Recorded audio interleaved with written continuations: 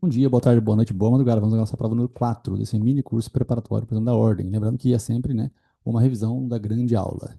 Aqui acima eu iniciei essa demonstração do processo legislativo com as setinhas para chegar depois do veto, tá bom?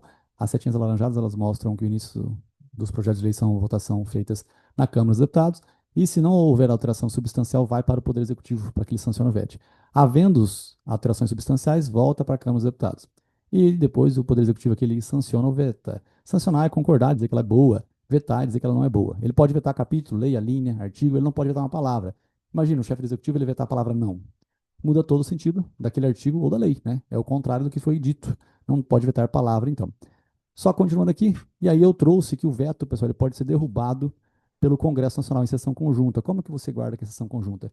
Se você olhar para esse desenho aqui, nota que aqui o MA, que é de maioria absoluta, ele está no meio.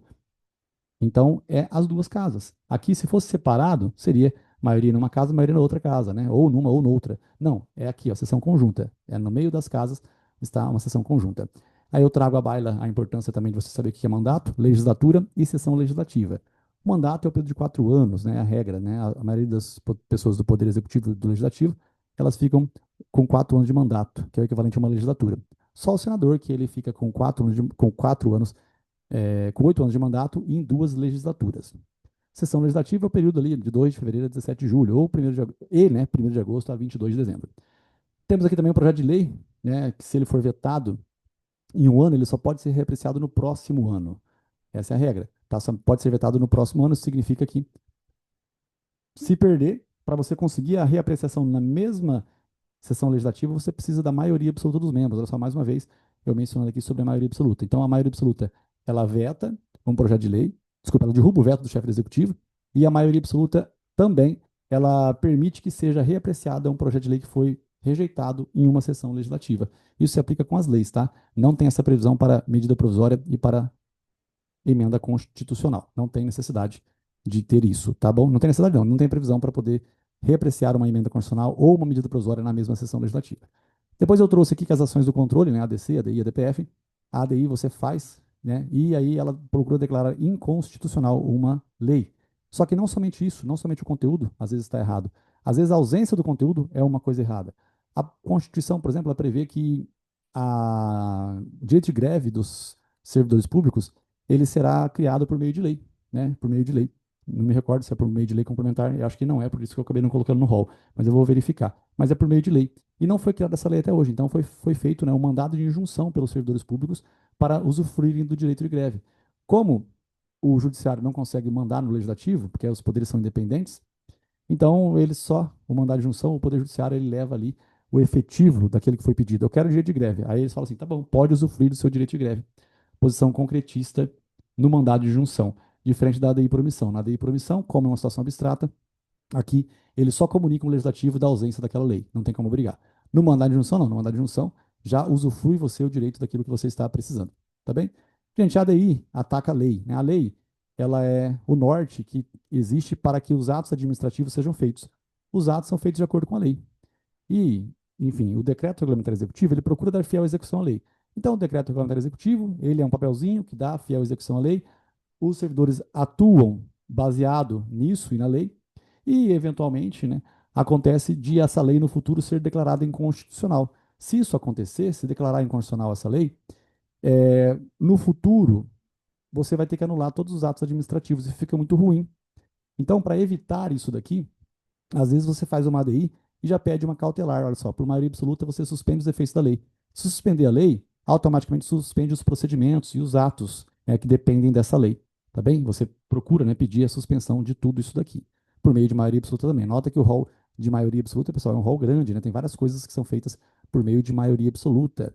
Olha só, a lei complementar ela é criada por meio de maioria absoluta. Derrubada do veto do chefe do executivo, repreação na mesma sessão legislativa de um projeto de lei rejeitado, a cautelar na ADI, acabei de comentar, e a criação de lei complementar. E também temos o rol de lei complementar, IGCIR, a aposentadoria compulsória aos 35 anos de idade, a área de atuação de fundação pública, a delegação para os estados legislarem sobre a competência privativa da União. Lembrando que competência privativa da União você tem alguns casos que eu falei para você não deixar escapar. Consórcios de sorteios, populações indígenas, nacionalidade, cidadania, naturalização, registros públicos e as bases da educação nacional. Também tem trânsito, transporte e licitações, desapropriações também, por competência privativa da União. Tá bem? Aqui nós temos o Estado de Defesa e o Estado de Sítio. O Estado de Defesa e o Estado de Sítio, pessoal, é esse esqueminha aqui, ó, Poder Executivo. Se nota que o Poder Executivo está antes do Congresso Nacional. E aqui o Congresso Nacional está antes do Poder Executivo. O que significa isso? Significa que depois que o presidente ouve o Conselho da República e o Conselho de Defesa Nacional, ele vai lá e inicia o Estado de Defesa. E aí o Congresso Nacional, por maioria absoluta, mais uma vez, ele permite que seja mantido o Estado de Defesa. Do Estado de Sítio, não. O Estado de Sítio, o Congresso Nacional que tem que autorizar o Estado de Sítio. Aí o Poder Executivo, ele inicia. Aqui é 30 dias prorrogável por igual período. Os parlamentares não perdem a imunidade. No Estado de Sítio, o parlamentar ele perde a imunidade, né, se for votado por 2/3. Imunidade material, opiniões, palavras e votos. Imunidade formal, prisão e processo. Lembrando que na imunidade formal de prisão e processo, tá? Nós temos que a prisão acontece, mas a casa respectiva resolve sobre a prisão para verificar se mantém ou não. Na imunidade formal de processo, o STF pode receber a denúncia, ou seja, inicia-se um processo contra o parlamentar, e se a casa respectiva entender que não é para manter o processo, aí suspende-se o processo. Mas nota que o STF ele pode iniciar um processo, sim, contra um parlamentar, independentemente da autorização do legislativo. Outra coisa importante, né, que eu já falei dos 2/3, aí tem um rol de 2/3, pessoal. A súmula vinculante criada por 2/3, modulação dos efeitos temporais do controle de constitucionalidade de 2/3. Nota que modulação dos efeitos temporais é diferente da cautelar que você pede na ADI. A cautelar que você pede na ADI, você já pede para a partir de agora suspender os atos, né, que da lei dependam, assim como a lei, suspende-se a lei. No caso da modulação dos efeitos temporais, é o contrário. A lei ela ficou em vigor muitos anos e aí declarou-se inconstitucional lá no futuro. E aí você teria que anular tudo no passado. Para que você não faça isso, para que não traga muita insegurança jurídica, um caos jurídico, você faz o quê? Você modula os efeitos temporais, você joga de agora para frente. De agora para frente não se aplica mais a lei. Mas o que ela fez até hoje mantém as forças do que aconteceu. Tá bem? Essa é a diferença, só que aqui é 2/3, né? Lá é por maioria absoluta. A criação de lei orgânica municipal também é 2/3. A Câmara dos Deputados autoriza o processo de impeachment por 2/3. E o Senado Federal também julga o chefe executivo no crime de responsabilidade, que é uma infração política administrativa, por 2/3. Temos os remédios constitucionais, habeas corpus, habeas data, mandado de segurança, mandado de junção, e eu coloquei aqui a ação popular, que também é um remédio constitucional que qualquer do povo pode fazer. Qualquer pessoa pode fazer, né? Então você tem aqui que é possível litisconsorte, mais de uma pessoa. Ah, inclusive eu não comentei, mas é uma pessoa com 16 anos, pessoal, ela tem direito de votar, né, e de ser votado. Desculpa, 16 anos ela tem direito de votar, não de ser votado, né? Para ser votado você tem que ter pelo menos 18 anos na data do registro da candidatura para vereadores, tá bem? A idade correta, certo? Mas ele pode fazer uma ação popular, uma pessoa com 16 anos. Admite-se litisconsorte, não paga-se custas, tá bem? E não tem prerrogativa de foro. E qualquer pessoa também pode recorrer. Importante que aqui, pessoal, não pode o Ministério Público fazer ação popular, porque o Ministério Público ele é legitimado para poder fazer ação civil pública. É quase a mesma lógica das duas ações, mas aqui tem um rol de legitimados. Ministério Público, Defensor Público, a associação constituída pelo menos um ano, eles têm direito de fazer essa ação. O que é prerrogativa de foro? A lógica é que o prefeito ele é julgado pelo TJ ou pelo TRF e o governador ele é julgado pelo STJ. Prerrogativa de foro é perder isso, perder esse direito. Então eles são julgados pelo juiz de primeiro grau, tá bem? Aqui falei sobre intervenção, a intervenção federal. É muito raro acontecer, mas pode acontecer. Nota que pode acontecer, união do Estado, o Estado no município, mas a União nunca pode intervir no município, a não ser que esse município pertença a um território. Lembrando que o território também é criado por meio de lei complementar. Os casos, pessoal, em que nós temos aqui de intervenção são casos relacionados a algumas coisas básicas. Primeiro, desrespeito à lei federal, desrespeito à decisão judicial, ou não pagar a dívida fundada por 2 vezes consecutivas. Esses são os casos básicos. O não pagar a dívida fundada por 2 anos consecutivos, isso é bom para você decorar por conta da palavra consecutivo. Então, como você tem um post-it do consecutivo, que é a preempção no processo de trabalho, e também com a perda do mandato, no caso de um diretor, né, de um dirigente lá do órgão da OAB, quando ele falta 3 reuniões ordinárias consecutivas, isso a palavra remete a outras matérias, então você acaba decorando aqui uma forma de intervenção que é essas 2 vezes consecutivas, tá bem? Existem outros casos, pessoal, de intervenção, como, por exemplo, existe um poder coacto, é aquele poder que está sofrendo uma coação. Imagina que a Câmara Municipal ela não está conseguindo fazer a votação dos projetos de lei, porque o prefeito está dando um jeito ali de impedir que isso ocorra, certo? Então você tem ali um poder sofrendo, então cabe intervenção também. Também nós falamos sobre a repartição de receitas, né? Você sabe que o Estado ele recebe o valor do IPVA, mas ele manda de volta para os municípios 50% do valor do IPVA. O IPVA fica 50% com o Estado e 50% no município no qual o carro está licenciado, tá bem? Se esse repasse não for feito, também nós vamos ter o quê? Uma intervenção. Assim como também os entes federativos, eles têm que destinar pelo menos o mínimo ali para a educação e para a saúde, né? A tributação que vem, o mínimo tem que investir na educação e na saúde. Também cabe intervenção federal se isso não for respeitado.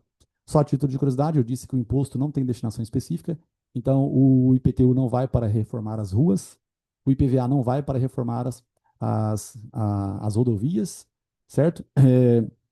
O imposto territorial rural não vai para melhorar os sítios, a gente não sabe para onde vai o imposto. O imposto não tem destinação específica. Mas isso é a lógica, né? Importante, só que você tem que saber que pelo menos um pouco você sabe que tem que ir para a educação e para a saúde.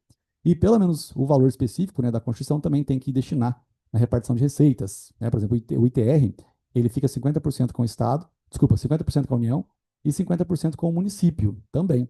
Agora, se o município fiscaliza, aí vai ficar 100% com o município o valor do ITR. Isso eu acabei não comentando ontem, né?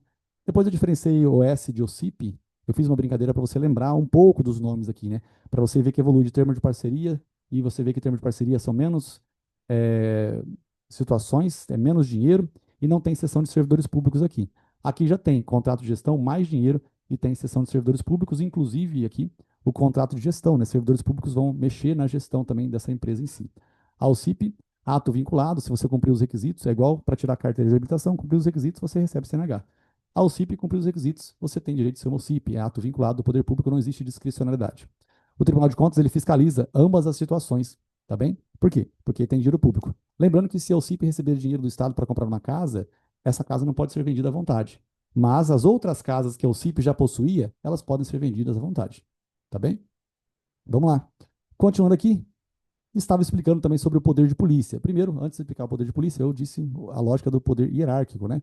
Hierarquia, você sabe como é que funciona. Eu só trouxe a lógica da punição. A punição não está relacionada com o poder hierárquico. A punição está relacionada com o poder disciplinar e com o poder de polícia. Eu devia ter feito um quadradinho aqui, laranjado, né, para ficar mais fácil de visualizar. Aqui fica parecendo que a punição só vai no disciplinar. Não. A punição vai no disciplinar e no poder de polícia, em ambos os casos. Qual que é a diferença? A diferença é que para punir é, pelo poder disciplinar, tem que ter vínculo com a administração pública. Do contrário, você é punido pelo poder de polícia. O poder de polícia, ele tem alguns atributos, né? Discricionalidade, que é a conveniência e oportunidade. Eu não sei se eu vou multar ou se eu vou rebocar o carro. Coercibilidade, eu vou rebocar o carro e não preciso do judiciário ajudar, não preciso dele autorizar. E alta executoriedade, né? Eu vou fazer o que tem que ser feito mesmo, né? Eu vou tirar o carro dali, eu vou fechar um carrinho de cachorro quente, certo? Agora, uma exceção à auto-executoriedade é que quando você recebe uma multa do policial, o policial não pode entrar na sua casa e arrancar o seu ar-condicionado para pagamento da dívida, da multa. Tem que fazer uma execução fiscal.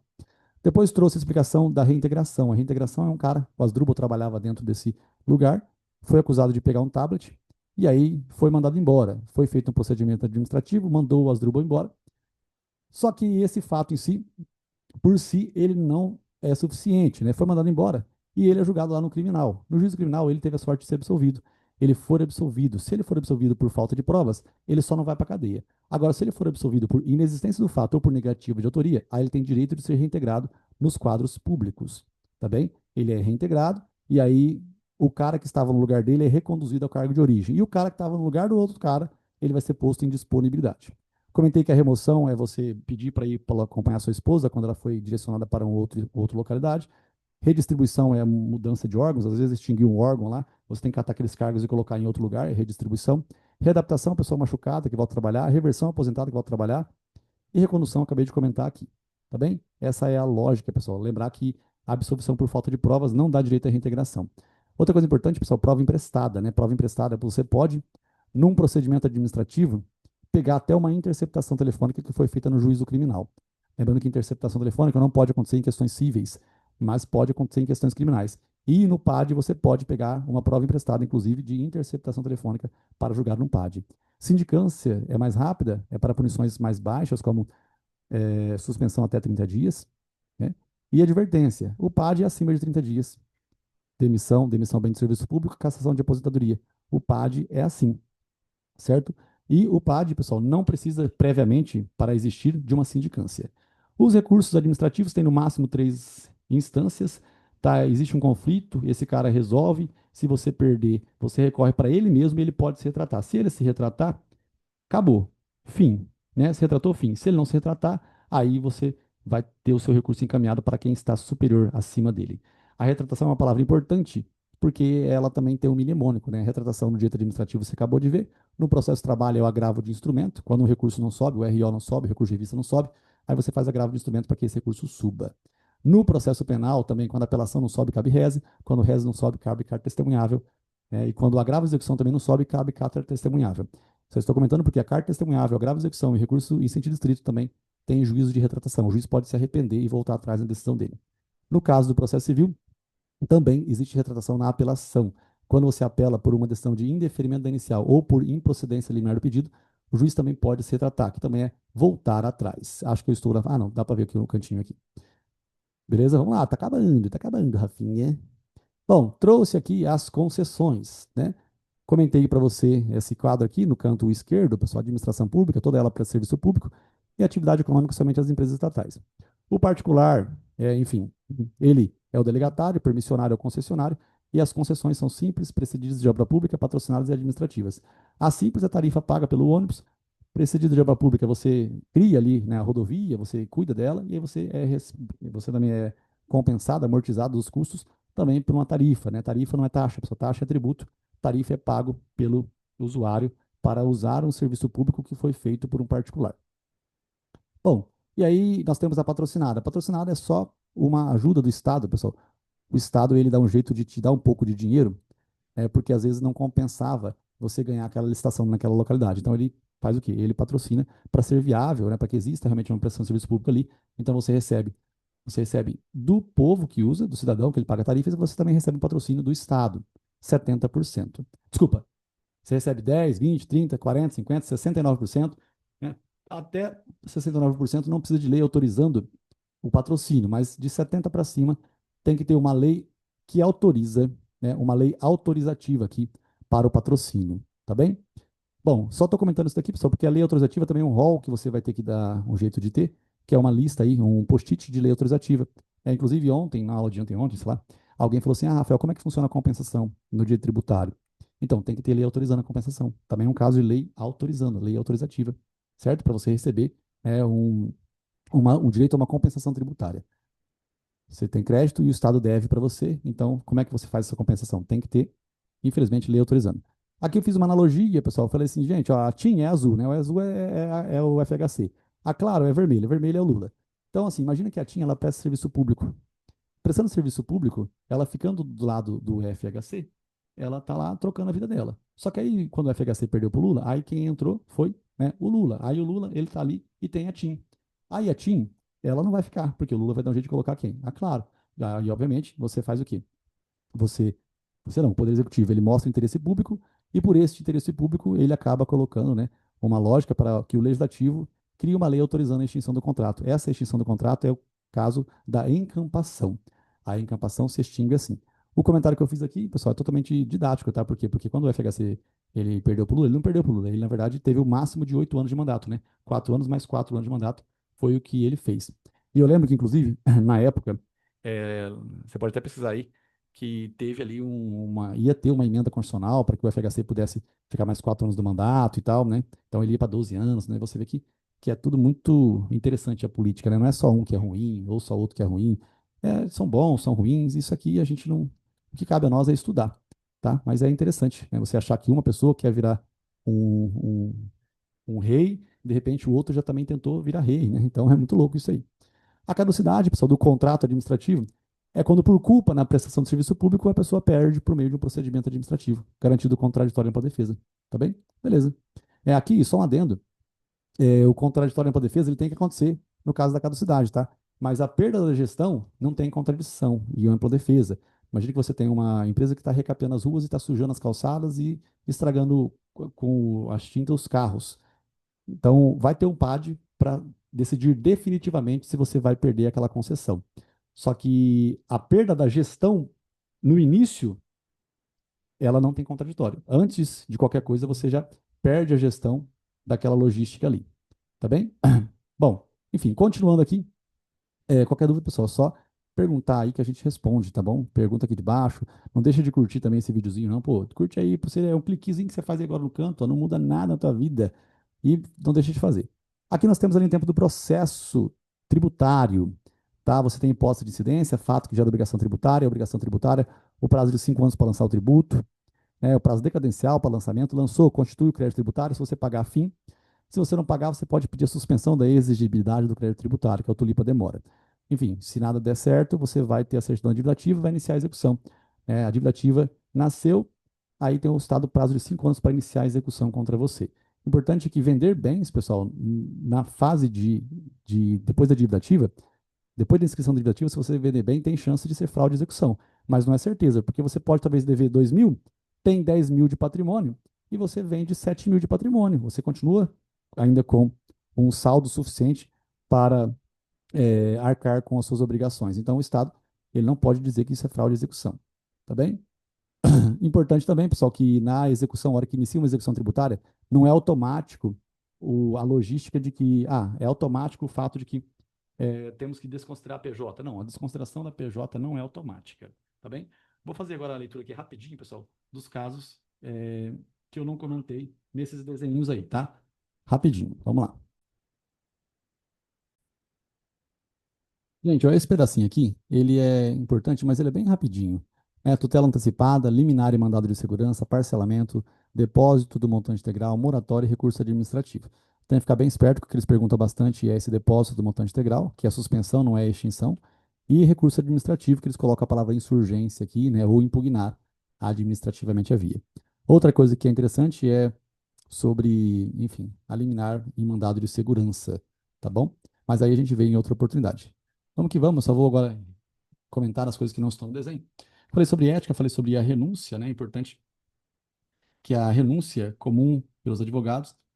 E aí, se você não quiser mais advogar para alguém, você manda uma carta de aviso de recepção e a pessoa assinando, ela já sabe que você não vai mais advogar. Aí você tem que cuidar ainda do processo por 10 dias, a não ser que o cliente ele consiga um advogado antes disso. Missiva são cartas, deve manter o sigilo.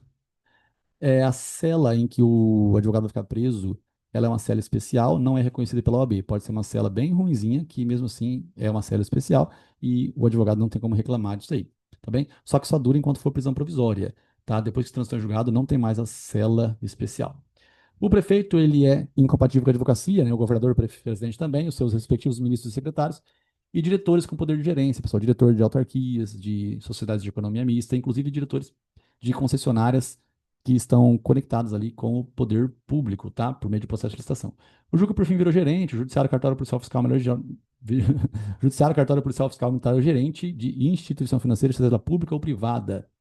Também temos aqui, o estagiário não pode despachar com o juiz, ele pode, sim, ele pode, na verdade, esse estagiário é aquele que paga a anuidade, aquele que faz juramento personalíssimo, e ele não pode despachar com o juiz, ele pode fazer carga de processo no nome dele, tá? Geralmente, quando você é um estagiário que não é aquele estagiário que paga a anuidade, você é só um estagiário.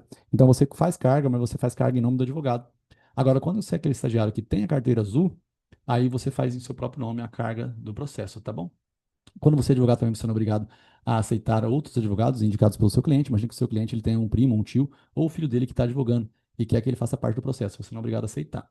Depor como testemunha, né? O advogado não é obrigado a depor, mesmo se o cliente autorizar. Então, olha só, você sendo advogado, se você eventualmente no futuro for testemunha de um processo qualquer e tem informações que elas estão relacionadas com o cliente numa outra situação, você não é obrigado a depor. Então você pode se valer da prerrogativa, né, de direito ao silêncio por conta da sua função que você exerceu. Mas o cliente ele permitiu, não importa, mas assim eu não quero falar, tá bem?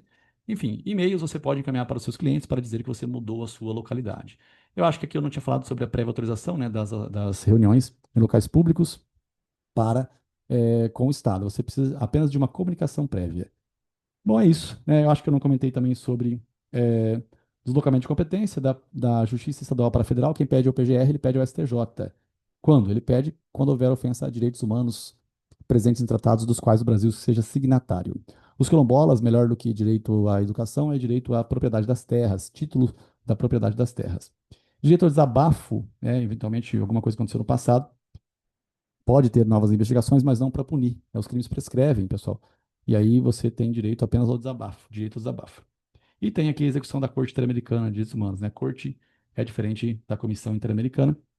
Tem alguns impostos, né? Extrafiscais, o imposto de importação, exportação, o IF e o IPI, são impostos que, por regular o mercado, eles não precisam respeitar o prazo de 90 dias, que é a noventena, né? ou a virada de exercício, que é realmente de um ano para o outro. Tá bem? O imposto de importação, pessoal, não é criado por meio de lei complementar, por quê? Porque só o GSIR que é criado por meio de lei complementar.